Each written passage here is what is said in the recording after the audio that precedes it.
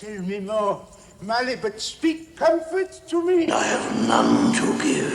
But you were always a good man of business. Mankind should be our business, Ebenezer. But we seldom attend to it, as you shall see. See the phantoms filling the sky around you.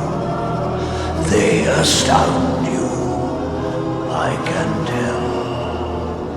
These inhabitants of hell. Poor wretches whom the hand of heaven ignores.